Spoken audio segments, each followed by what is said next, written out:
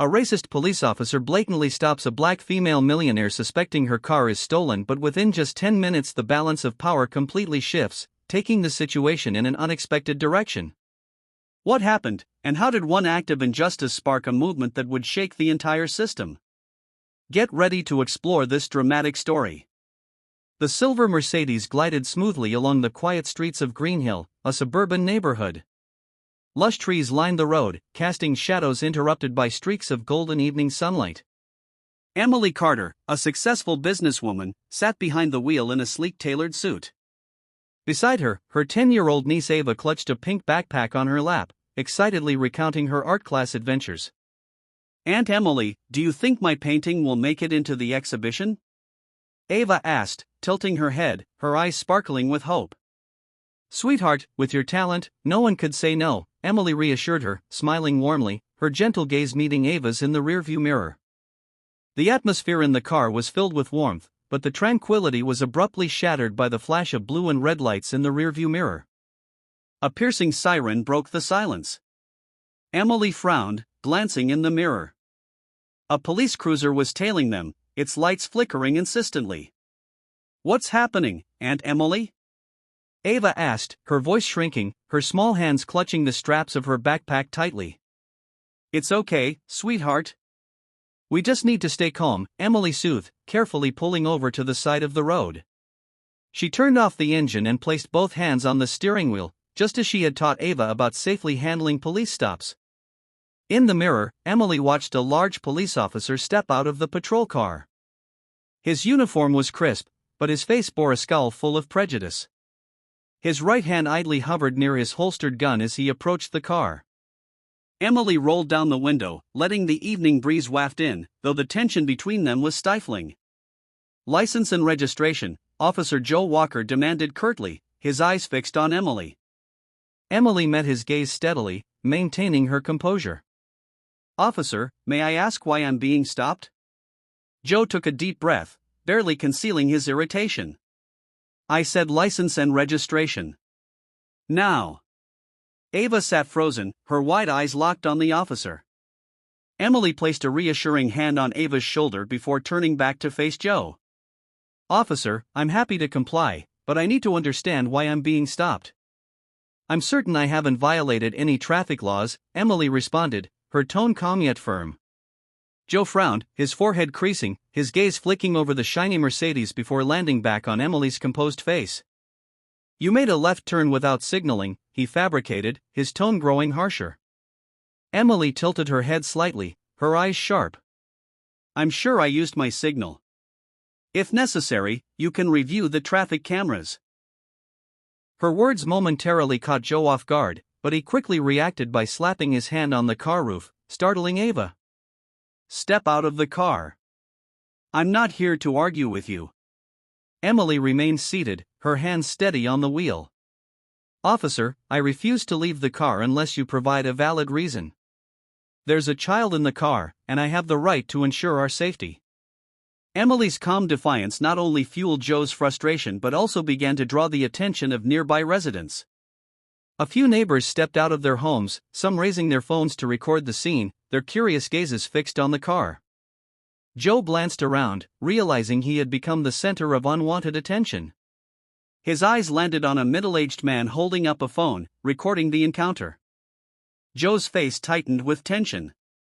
He clenched his teeth and growled through them, "You're making this harder on yourself." Emily took a deep breath, her voice steady and resolute. "No, officer, I'm simply protecting my legal rights. I've done nothing wrong, and I won't allow anyone to intimidate me or my niece." A neighbor called out, "Hey, she has the right to know why she's being stopped." Another added, "We're filming everything." Joe turned sharply, his glare burning toward the growing group of onlookers recording him. "Don't think your phones can change anything," he barked, his voice cracking slightly. Emily maintained her gaze on Joe, unflinching. "Officer, you can follow proper procedure and explain a legitimate reason, or I will wait for my attorney. I'm not obstructing your work, but I also won't accept unfair treatment." The neighborhood fell into tense silence. Phones continued recording, every eye on Joe. He stood frozen, his hand hovering near his gun, unsure of his next move. The injustice had been laid bare from the first moment, and now all eyes were waiting to see how Joe would respond. Joe stood motionless for what felt like an eternity, his eyes flickering between Emily, Ava, and the crowd of recording onlookers. Finally, he muttered under his breath and stormed back to his patrol car without another word. Emily remained calm, but as Joe disappeared from view, she turned to Ava and gently took her hand. "It's okay now, sweetheart," she said, her voice soothing even as her heart raced. Hours later, a video capturing the entire incident surfaced on social media. The scene went viral almost instantly, garnering millions of views within a single night. The images of Emily calmly standing up to Joe's abuse of power sparked public outrage. The hashtag Justice for Emily erupted, with thousands of comments demanding Joe Walker's suspension and accountability. "This is a textbook example of police abuse and systemic bias," one Twitter user wrote. "She's so calm and brave, truly inspiring," another comment praised. Meanwhile, the Green Hill Police Department was compelled to issue a statement, announcing that Joe had been temporarily. However, the situation did not stop there. Emily quickly became the focal point of media attention. Reporters gathered outside her home and office, eager to secure an interview. Questions came at her relentlessly, not only about the incident but also about her personal life. "Miss Carter, how did it feel to face an officer abusing their power? Do you think your response was the right one?" Emily maintained her professional demeanor, responding briefly. "I believe everyone has the right to be treated fairly, and that is what I'm standing up for." However, not everyone sided with her. Some conservative media outlets began attacking Emily, accusing her of exaggerating the incident to garner attention. Articles with sensational headlines, such as "Woman Blows Minor Incident Out of Proportion" and "Entrepreneur Exploits Traffic Stop for Publicity," proliferated across news platforms. These baseless accusations quickly triggered a wave of mixed reactions.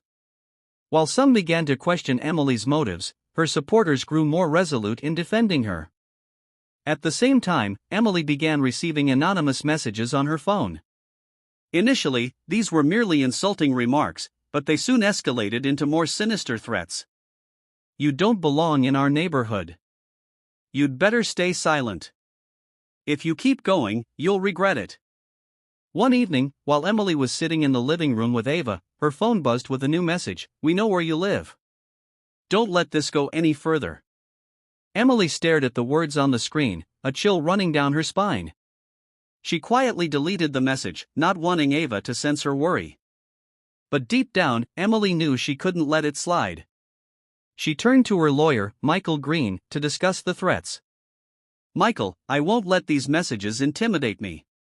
If I stay silent, they'll think they can threaten anyone." Michael nodded, his expression serious. "We need to report this to the police, but you should be prepared. This won't just be a legal battle, it'll be a public one as well." Michael was right. The next morning, as Emily checked her inbox, she found a sensational article with the headline, "Emily Carter, Hero or Opportunist?"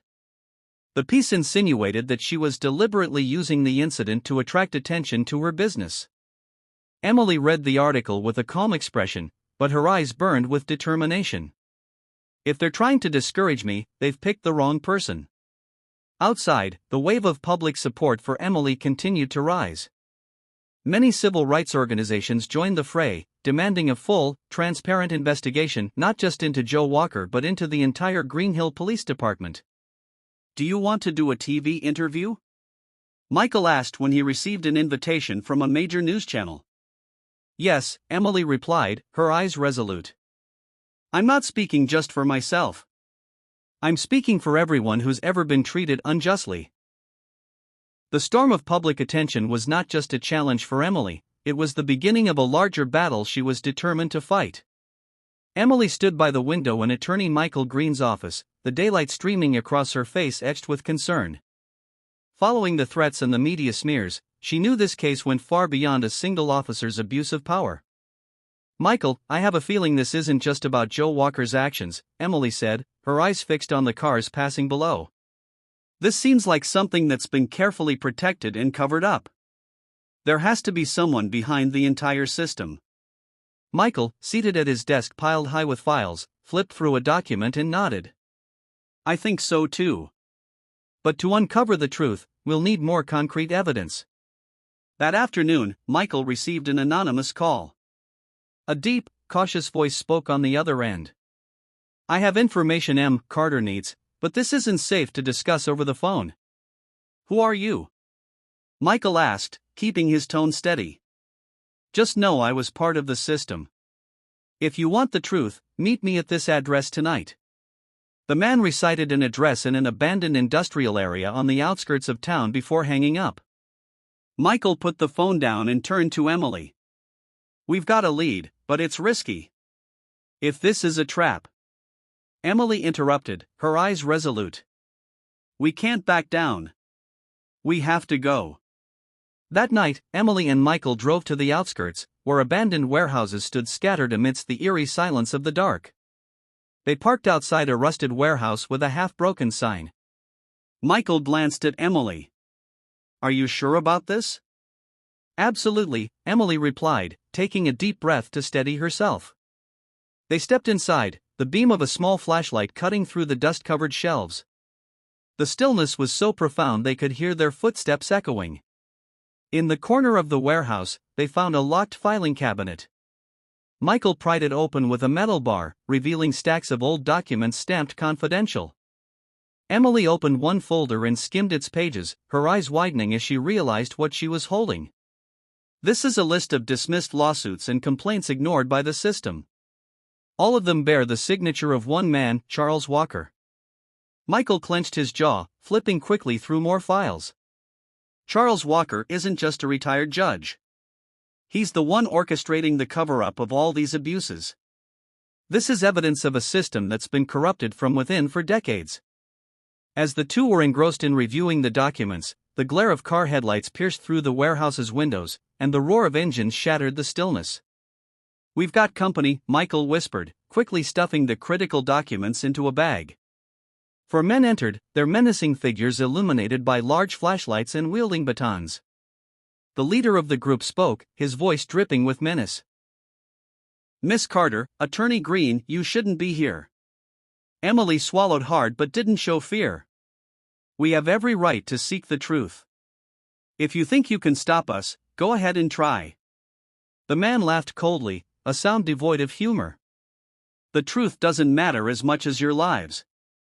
Hand over the documents, and maybe we'll let you walk out of here. Michael stepped forward, shielding Emily. That's not going to happen. One of the men lunged forward, but Emily quickly raised her phone and turned on the camera. Anything you do will be recorded and sent to the press immediately. The group hesitated, their eyes darting nervously to the phone. A tense moment of silence passed before their leader motioned to retreat. Let's go. But this isn't over. The group withdrew, leaving Emily and Michael standing in the dusty warehouse.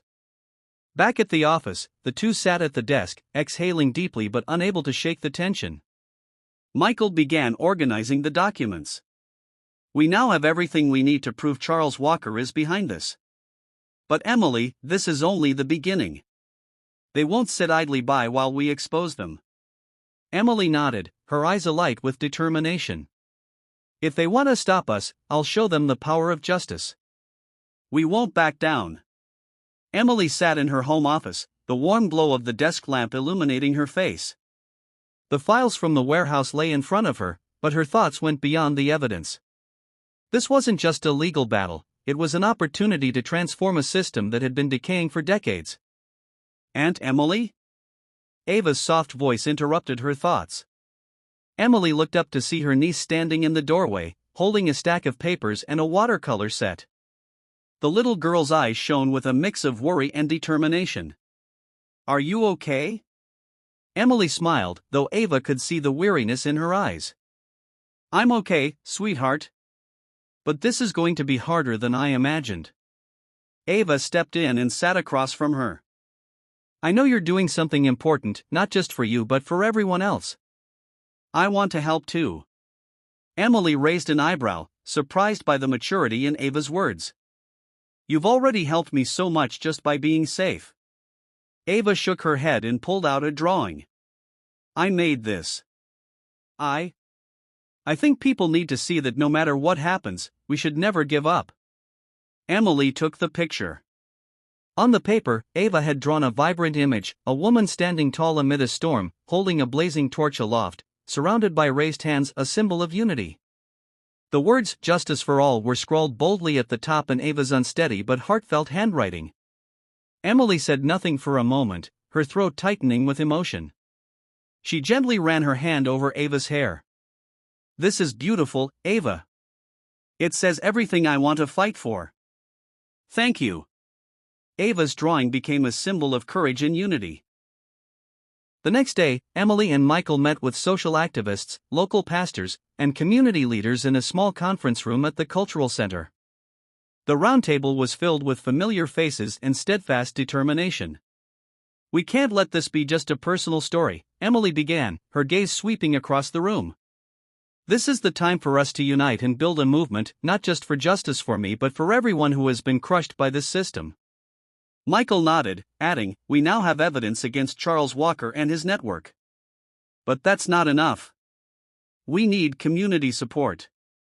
We need everyone's voice to push for real change." An elderly pastor, Mr. Davis, spoke up. "I've seen many battles like this, but this time I feel a difference. Emily, you've sparked hope in people's hearts." A young activist named Clara picked up Ava's drawing that Emily had brought. "I think this is the symbol we need, a picture that represents strength, courage, and unity." The room agreed unanimously. Ava's drawing was chosen as the emblem of the movement, and the name Justice for All was formally adopted. Plans were set for a large march to capture media attention and demand systemic reform. That evening, Emily returned home feeling both excited and apprehensive. Ava sat on the couch reading a book but immediately looked up when Emily entered. "What do you think of my drawing?" Ava asked, her eyes filled with curiosity. Emily sat beside her niece, placing a reassuring hand on her shoulder. "You haven't just helped me, Ava. You've helped the entire movement. Your drawing has become a symbol for all of us." Ava beamed but then grew serious. "Aunt Emily, I'm scared.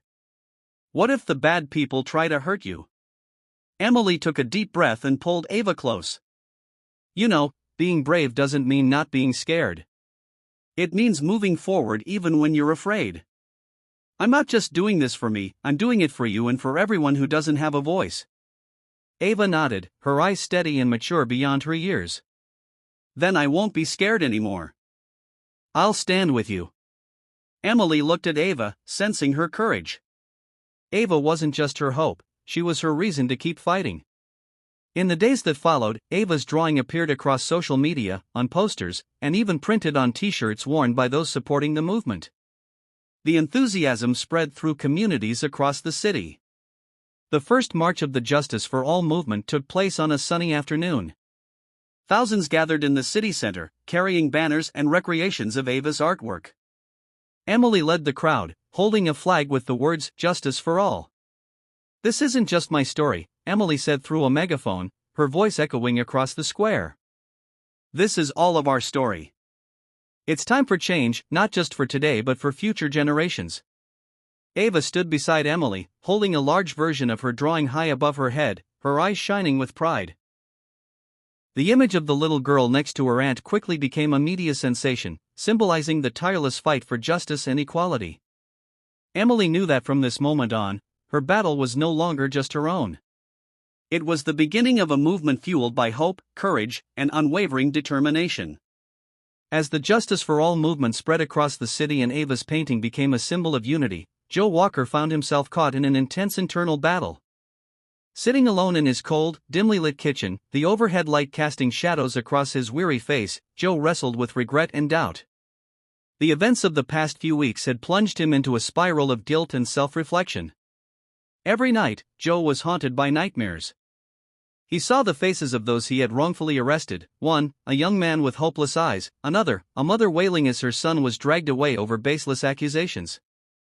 But worst of all was the image of Ava, Emily's niece, sitting in the car trembling with fear, her wide, terrified eyes staring directly at him. Joe would wake up gasping for air, his back drenched in sweat. Sitting on the edge of his bed, his hands cradled his head as he whispered to himself, "What have I done?" But the question never brought an answer. Each nightmare was a relentless reminder that he was not just a victim of a corrupt system, he had been complicit.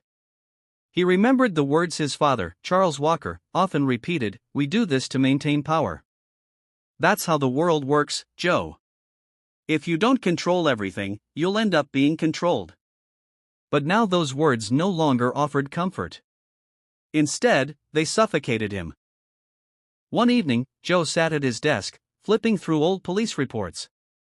Each page was a painful reminder of what he had done, decisions he once thought justifiable but now saw as evidence of his wrongdoing.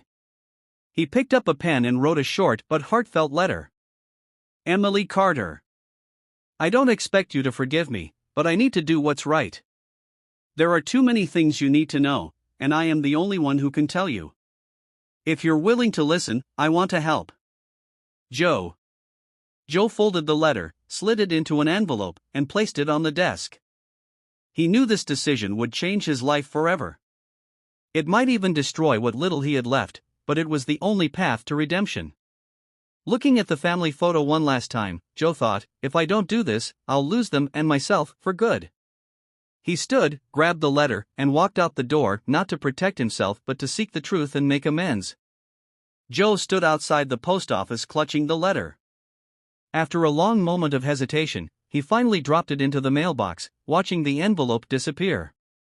Joe knew he had just placed himself in grave danger. His father, Charles Walker, was not a man who tolerated betrayal. Meanwhile, back at her home, Emily had just finished a meeting with her Justice for All collaborators. They had been discussing how to leverage the evidence they had gathered to demand a hearing before the city council. Emily, however, was unaware that her actions had pushed Charles Walker to his breaking point. In his lavish estate, Charles sat in his study, a half-smoked cigar in one hand, his eyes dark and brooding. News of Emily's movement dominated headlines, steadily eroding the control he had built over decades. They think they can overthrow me, Charles muttered, his voice cold and venomous. Across from him stood Greg Tanner, his loyal enforcer, awaiting orders. I'll take care of it, sir, Greg said. We just need to send her a clear message. Charles nodded, his gaze glinting with cruelty. Remind her that no one crosses me without paying the price. And if she doesn't understand, make her understand. That night, Emily put Ava to bed early. She double-checked the locks on the doors, her eyes lingering on the recently installed alarm system. The previous threats had made her more cautious, especially about Ava's safety. At midnight, a strange noise came from outside the living room window. A shadow flitted across the yard, and moments later, the sound of shattering glass broke the silence. A group of masked intruders stormed into the house, their movements swift and calculated.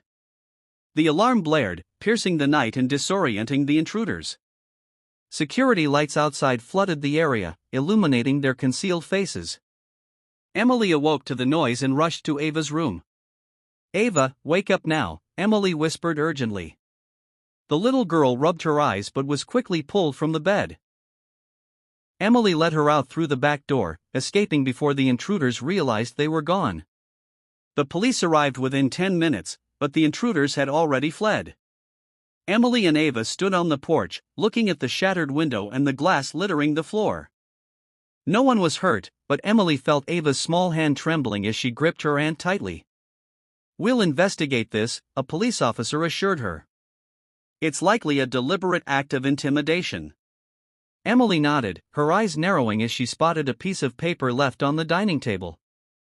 The scrawled handwriting was jagged and threatening. We know where Ava is. Don't test our limits. Emily clenched the note, a chill running down her spine. Ava noticed her aunt's expression and whispered, What are they going to do to us, Aunt Emily? Emily knelt and hugged her tightly. I won't let anything happen to you. I promise. After the police left, Michael Green arrived at Emily's house, his face taut with concern as he took in the scene. Emily, this isn't just a threat anymore, this is a warning. We need to heighten security immediately. Emily handed Michael the note, her expression resolute. They think they can scare me, but I won't back down. This only proves we're getting closer to the truth. Emily, you need to be more cautious, Michael urged.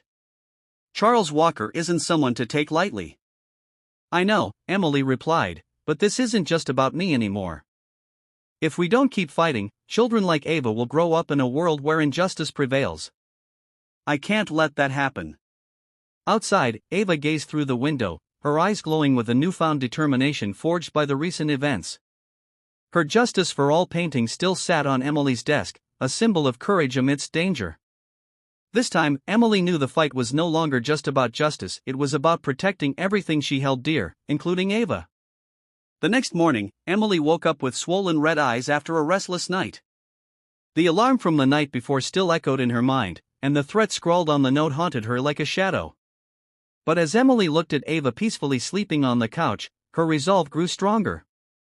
I can't let them win, she told herself. Across the city, Officer Mia Johnson sat in her patrol car, her hands tightly clasped together.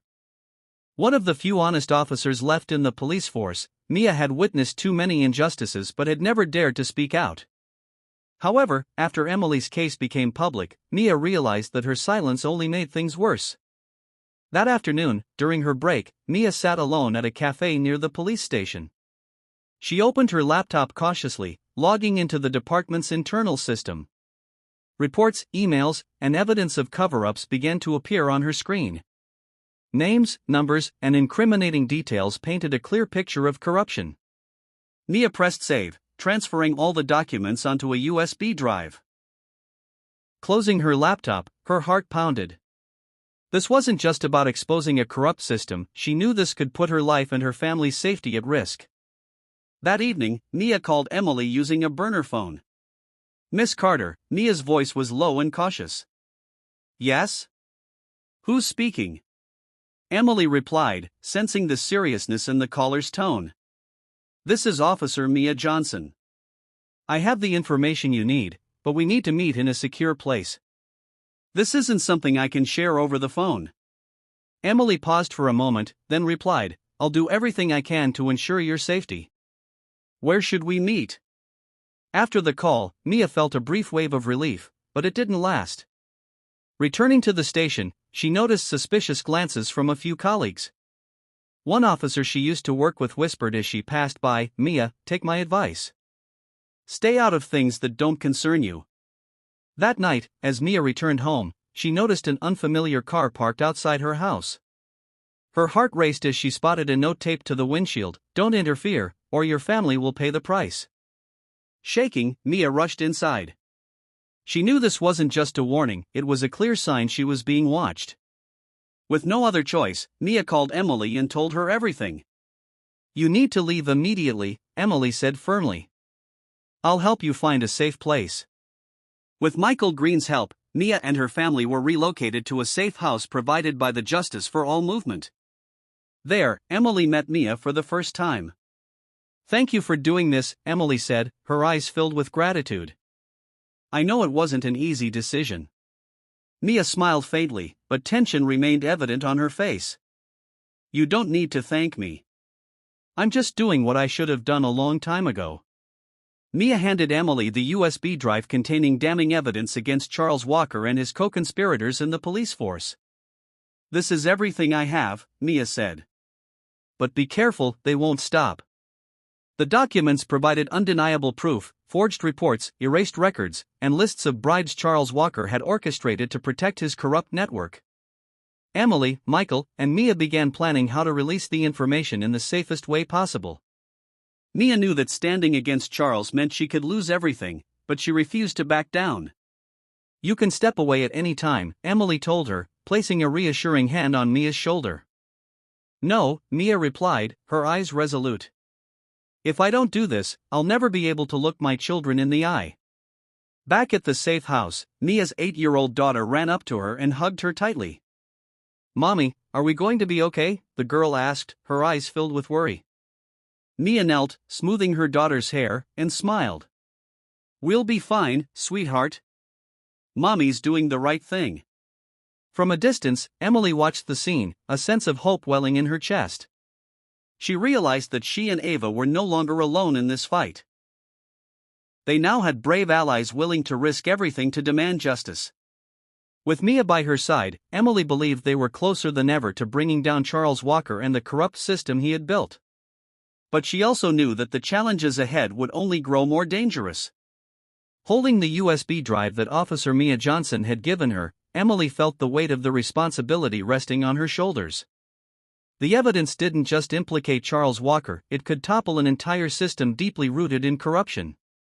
"This will be the biggest blow we've ever struck," Michael Green said as the team gathered around Emily's office table. "But it'll also be the riskiest."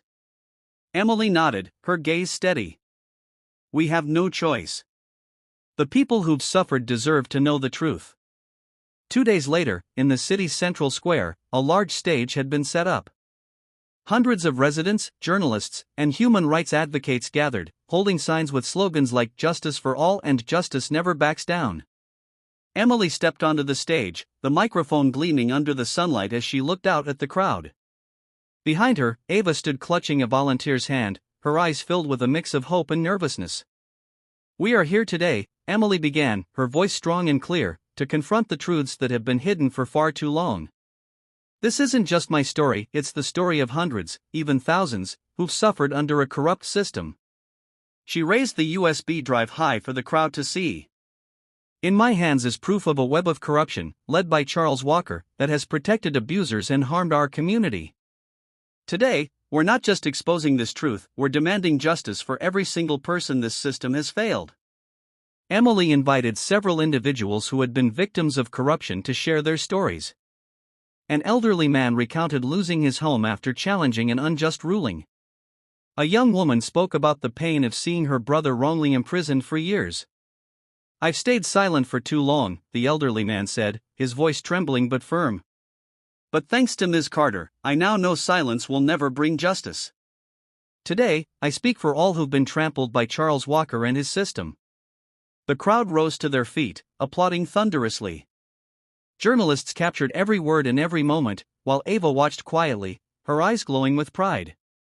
As the press conference continued, fabricated stories about Emily began to surface on conservative media outlets. One article accused her of misusing charity funds, accompanied by doctored images intended to smear her character. Michael received the news during the event. "Emily, they're spreading lies about you," he said as she stepped off the stage. Emily glanced at the phone screen, reading the false claims. "I guess this is Charles Walker's way of fighting back when he's cornered," she said, her tone calm but her eyes blazing with determination. She returned to the stage, gripping the microphone once more. "I know those who fear the truth will do everything they can to obscure it. I'm not here to defend myself, I'm here to defend those who can't speak for themselves." She looked directly into the cameras. "To those spreading lies, you may try to tarnish my name, but you cannot tarnish the truth." Her words resonated with the crowd, drawing overwhelming support online. Hashtags like #JusticeForAll and #StandWithEmily began trending instantly. People who had suffered under Charles Walker's network began sharing their own stories, intensifying the pressure on the system. Later, Ava handed Emily a new painting she had made, a depiction of Emily standing before a crowd, microphone in hand, with the words "The truth always wins" written boldly above. Emily smiled, realizing that Ava was not only an inspiration but also the reason she had to keep fighting. The press conference ended with an outpouring of support, but Emily knew it was just the beginning. Charles Walker wouldn't go down without a fight, and his counterattacks would only grow fiercer. "I won't let them overpower us," Emily told Michael as they left the square. "We need to ensure this evidence reaches the right people so the truth can't be buried again." Michael nodded. "We'll make it happen. But be careful, Emily. Charles won't back down." Emily looked at Ava, skipping along beside her with a carefree smile. Her chest tightened, but her determination deepened. "For that little girl," Emily said quietly, "I'll never stop fighting." After Emily's press conference resonated throughout the city, Charles Walker faced unprecedented pressure. In his dimly lit office, he sat at his desk, his steely gaze fixed on the news broadcast showing Emily and the victims recounting their stories. "Joe," he said in a low but menacing tone as his son entered the room. Joe stood still for a moment, his eyes meeting Charles's piercing stare that seemed to penetrate his every thought. "What do you need?" he asked, though he already knew the answer. I need you to do what's right, Charles said, standing and walking toward him. You need to remember that everything you have, your career, your comfortable life, you owe to me. And now I need you to protect it. Joe took a deep breath, his fists clenching. You call destroying the lives of hundreds of people the right thing? You call threatening Emily Carter and an innocent child protecting the family? Charles froze momentarily, his eyes flashing with anger. Don't act like you're innocent, Joe. Don't forget the role you've played in all this. Everything I've done has been to protect you, to protect the Walker name. Joe's voice turned bitter. You're not protecting anything. You're just safeguarding your power, even at the cost of your family. Charles didn't let his composure slip for long. He turned his back to Joe, picking up the phone and issuing a short command. Bring them under control. Joe frowned. What are you doing? Charles turned to face him, his tone cold and unwavering. Rachel and your children, did you think I wouldn't know Rachel left? Did you think I couldn't find them? Joe's heart stopped. Are you threatening them? Charles smirked, his voice sharp as a blade. No, Joe. I'm reminding you that your family is still safe. But if you go against me, that could change. Joe felt torn in half. On one side, he knew that remaining silent would enable Charles to continue ruling with corruption and fear. On the other, the thought of Rachel and his children paying the price for his decisions was unbearable. You might live with regret for the rest of your life, Charles said, his voice deep and commanding. But you won't be able to bear seeing your family suffer, will you? Joe silently stared at his father, whose face seemed like a cold, unyielding monument of manipulation. But this time, something shifted inside Joe. That night, Joe drove to a secret meeting point Emily had arranged. Entering the small room, he found Emily and Michael waiting for him. I thought you wouldn't show up, Emily said, a hint of surprise in her voice. Joe sat down, placing a USB drive on the table. I can't undo what I've done, but I can help you end this. Here's everything I have: documents, recordings, all the evidence against my father and his associates. Emily studied him, caution evident in her expression. You understand this won't just cost you your career, it'll put you and your family in danger. Joe nodded, his voice steady but low. I know, but I can't live like this anymore. I need to do what's right, no matter the consequences. Michael picked up the USB and scanned a few files on his laptop. My God, he said, his voice filled with awe. This is what we've been waiting for: financial transactions, gag orders, forged documents. This is the killing blow. Emily looked at Joe, her expression softening for the first time. Thank you. But are you ready to face your father? Joe exhaled deeply, pain evident in his eyes. I'm not just facing him, I'm facing myself. As Joe left the room, he knew his life would never be the same. Charles wouldn't let this go, and there was no turning back. But for the first time in years, Joe felt he was on the right path. Across the city, Charles received a curt phone call from one of his operatives. Sir, Joe has handed over everything to Emily Carter. Charles gripped his glass of whiskey tightly, his eyes darkening.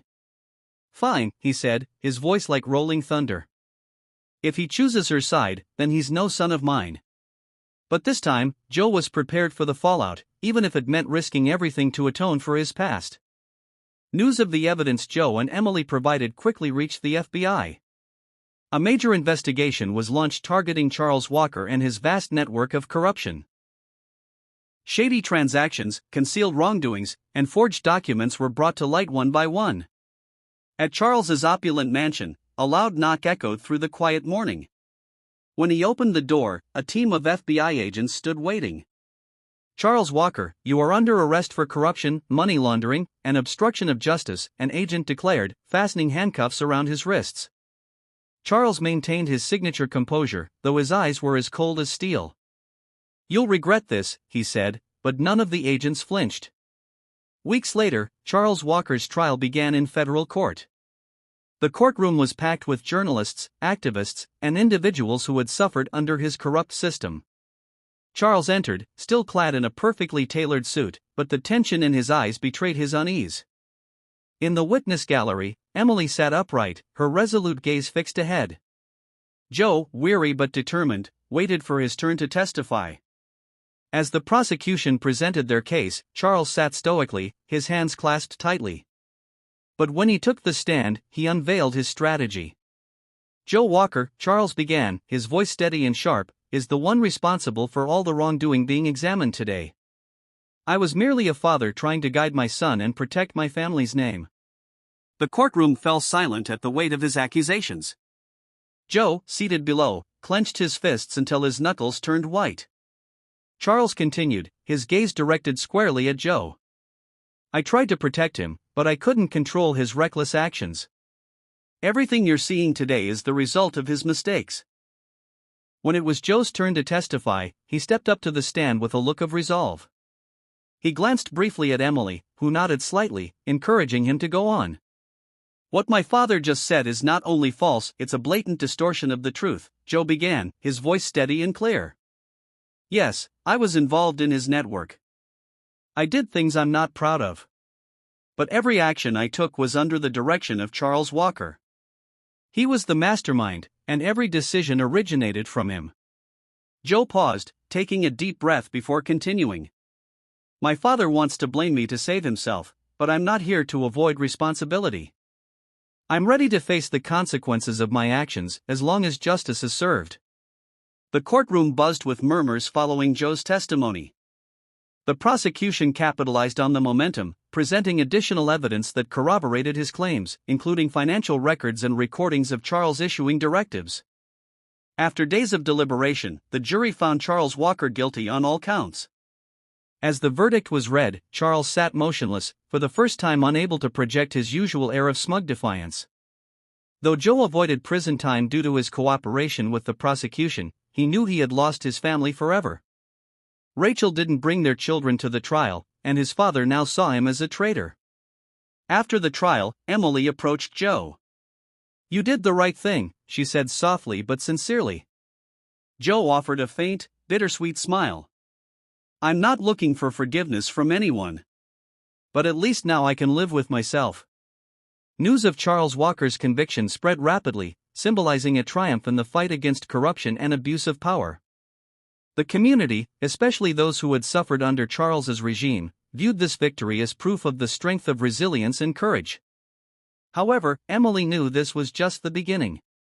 The system required deeper reform to prevent others like Charles from rising again, and she was ready for the road ahead, armed with hope and unwavering determination. After the pivotal trial, Joe Walker stepped out of the courtroom, his shoulders heavy with the weight of what he had done. He had made the right choice, but the cost was steep: his family, his career, and his relationship with his father. Weeks later, Joe sat in Emily Carter's office at the community center. Across from him, Ava was engrossed in drawing colorful pictures, images of hope and the future. Emily looked at him, her voice calm but resolute. What's next for you, Joe? Everything has changed. This is your chance to start over. Joe nodded slowly, his gaze reflecting newfound determination. I want to make amends.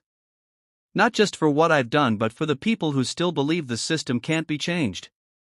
With Emily's support, Joe began working at the community center. He participated in workshops on justice and transparency, sharing his story to inspire others.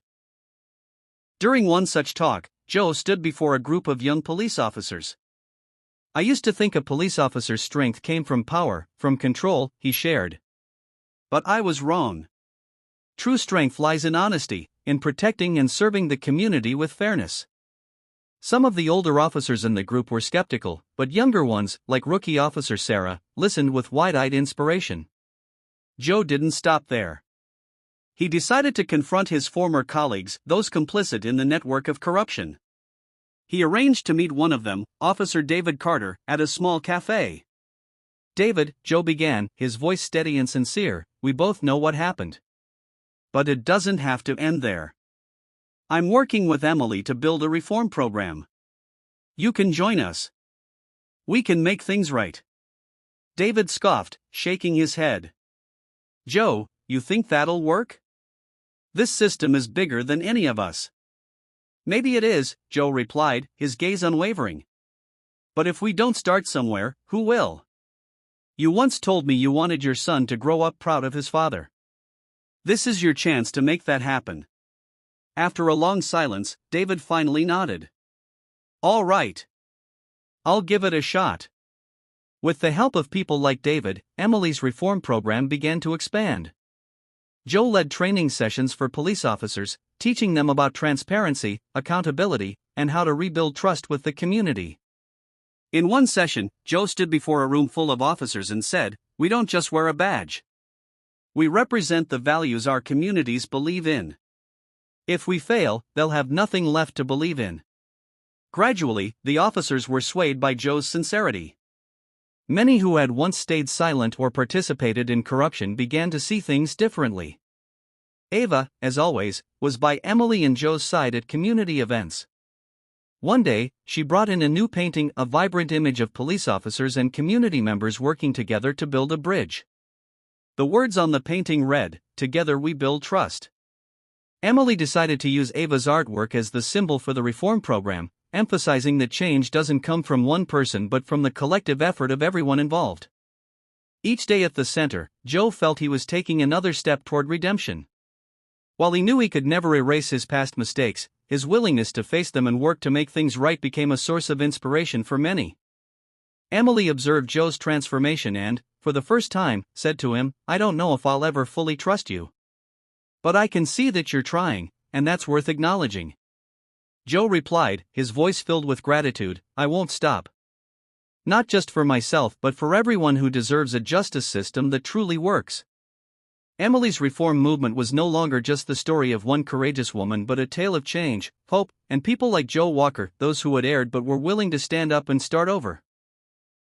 1 year later, the city basked in clear blue skies, filled with the air of hope and new beginnings. In front of a newly opened community center, hundreds of people gathered for a special moment, the inauguration of the Ava Carter Community Center, dedicated to supporting youth and families affected by social injustice. Standing on stage, Emily's gaze swept over the crowd, people who had stood with her through this difficult journey. The center was named after Ava, not only out of love for her niece but because Ava had been the inspiration that kept her fighting. "We've come a long way," Emily began, her voice warm but firm. "This center isn't just a building, it's our commitment that no one will face injustice without having a place to turn." Ava, now 12 years old, stood beside Emily, holding a microphone with slightly trembling hands. Despite her nervousness, her eyes shone with courage that many adults could only admire. "A year ago, I was scared," Ava began, her voice small but growing stronger. "But Aunt Emily taught me that justice isn't just a dream, it's something we all have to work on together." She paused, looking out at the crowd, teens, families, activists, and police officers who had pledged to change. "This center isn't just for those who have faced injustice. It's for everyone who wants to build a better world." Ava's words moved the crowd deeply. Applause erupted like thunder, and many couldn't hold back tears.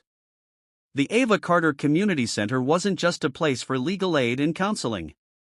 It also provided education, career guidance, and life skills training for youth. Joe, now a full-time staff member, organized workshops to share his story, helping young people understand the value of honesty and accountability. "I was part of the problem," Joe said during one session. "But if I can change, so can you. We don't have to be defined by our mistakes." Thanks to relentless advocacy from Emily and Joe, police officers attended transparency and accountability training at the center. An independent oversight system was also established to ensure past mistakes wouldn't be repeated. The center quickly became a symbol of unity and hope. Families who had suffered found solace and support, while young people discovered renewed faith in the future.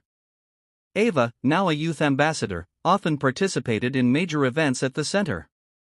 One day, she led a group of students on a tour, showing them the art and sports programs. "This is a place where everyone is welcome," she said, her smile lighting up her face. At another ceremony, Emily and Ava stood before a large mural painted by the teens in the center's art program. It depicted a bridge connecting two riverbanks with the words, "Justice is the bridge to the future." Emily looked at Ava, pride swelling in her chest. "You helped us achieve this, Ava. You're the symbol of everything we hope for." It wasn't just me, Aunt Emily, Ava replied, her voice soft but firm. This was everyone's effort. And I know we'll keep doing even more. Before the ceremony ended, Emily gave one final speech, her eyes bright with conviction. This center is proof that change doesn't come from one person but from the power of unity. Our journey is far from over, but today, we know we're on the right path. We do this not just for ourselves but for the next generation, like Ava and all the children who deserve to grow up in a fairer world. The applause was thunderous and unrelenting. People looked at one another, feeling deeply that they weren't just witnessing a special day but the start of a new chapter, a chapter of hope, justice, and renewal. In the back of the room, Joe stood quietly, watching Emily and Ava holding hands on stage. For the first time in years, he felt a profound sense of peace, a sense that he had contributed to something far greater than himself. From this day forward, the legacy of Emily, Ava, and everyone who had fought would live on, inspiring generations to come.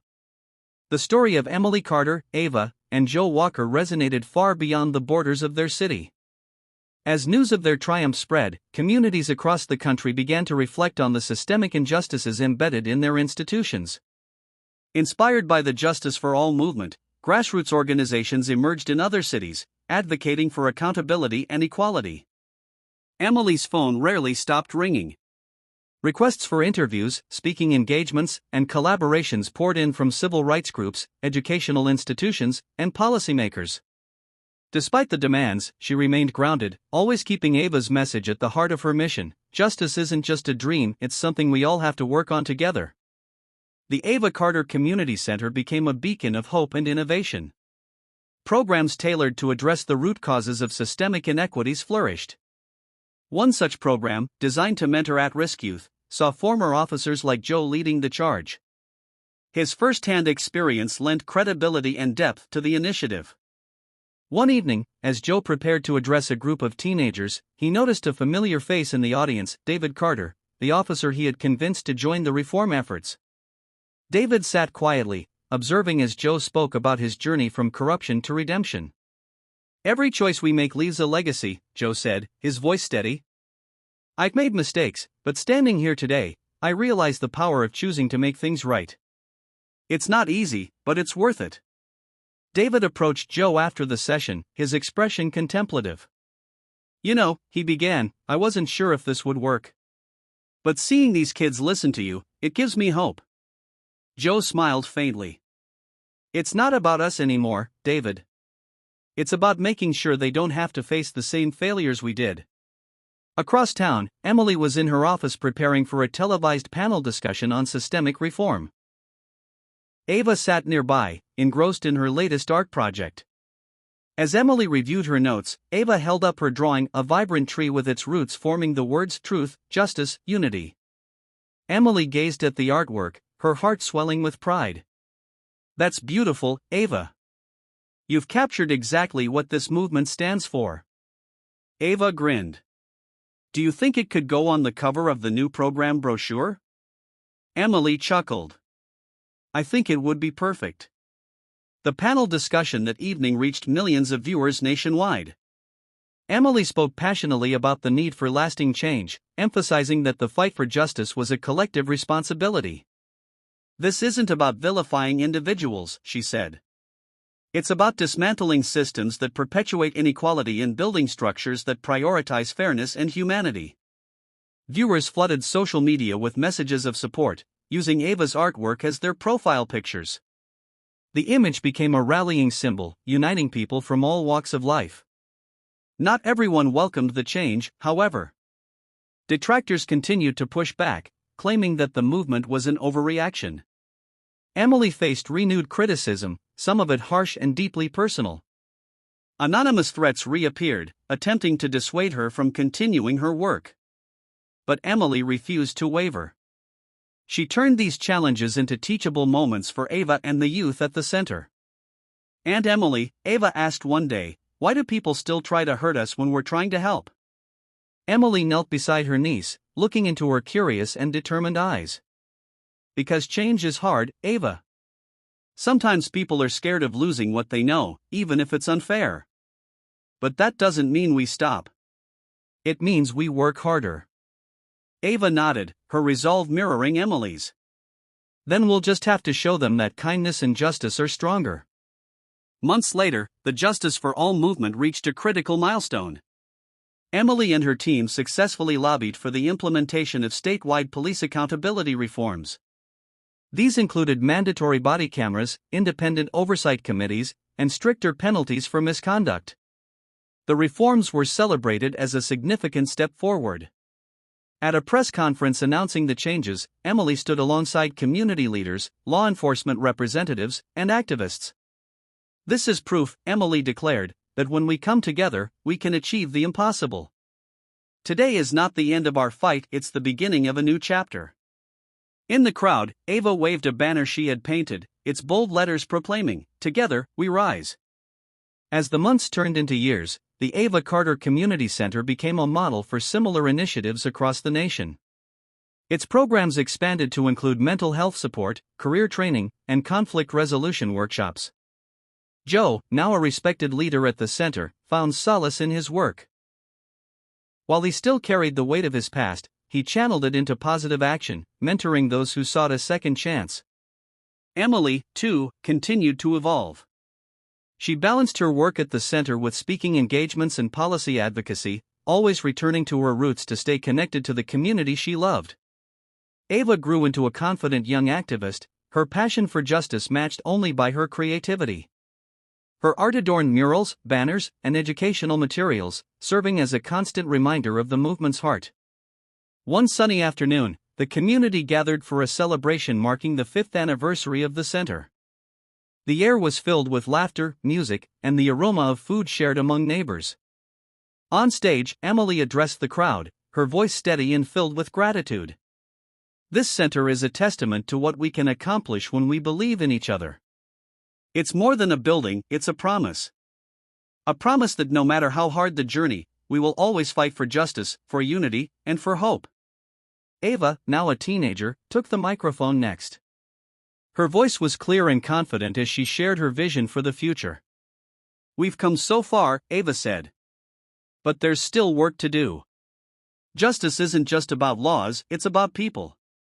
It's about how we treat each other every day. And I believe we can keep building a better world together." The crowd erupted in applause, their cheers echoing across the city. As the celebration continued, Emily stood at the edge of the crowd, watching Ava interact with friends and supporters. Joe approached her, his expression thoughtful. "She's going to change the world," Joe said, nodding toward Ava. Emily smiled.